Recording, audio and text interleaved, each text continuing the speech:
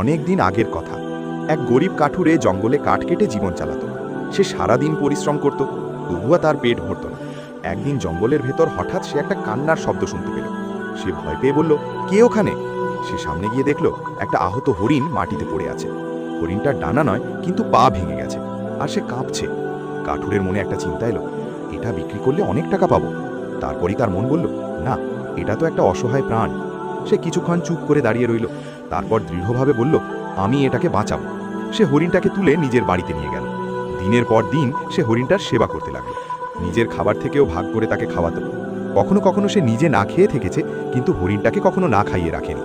ধীরে ধীরে হরিণটা সুস্থ হয়ে উঠল। এক রাতে হঠাৎ ঘরের ভেতর এক অদ্ভুত আলো ছড়িয়ে পড়ল। কাঠুরে ভয় পেয়ে উঠে দাঁড়ালো, এটা কি হচ্ছে? সে দেখল হরিণটা সোনালি আলোতে জ্বলছে। হরিণটা ধীরে ধীরে তার দিকে তাকিয়ে বলল, ভয় পেও না, আমি সাধারণ হরিণ নই, আমি আল্লাহর পাঠানো একটি পরীক্ষা ছিলাম। কাঠুরে অবাক হয়ে বলল, আমি তো শুধু তোমাকে বাঁচিয়েছি। হরিণটা হালকা হাসল, আর সেই কারণেই তুমি জিতেছ। তারপর হরিণটা তাকে জঙ্গলের গভীরে নিয়ে গেল। একটা নির্দিষ্ট জায়গায় এসে দাঁড়ালো। হরিণ বলল, এখানে খোঁড়ো। কাঠুরে মাটি খুঁড়তে লাগলো। হঠাৎ সে অবাক হয়ে গেল, মাটির নিচে লুকানো ছিল সোনায় ভরা ধন। কাঠুরের চোখে পানি চলে এলো। হরিণ বলল, এটা তোমার পুরস্কার। তারপর ধীরে ধীরে হরিণটা অদৃশ্য হয়ে গেল।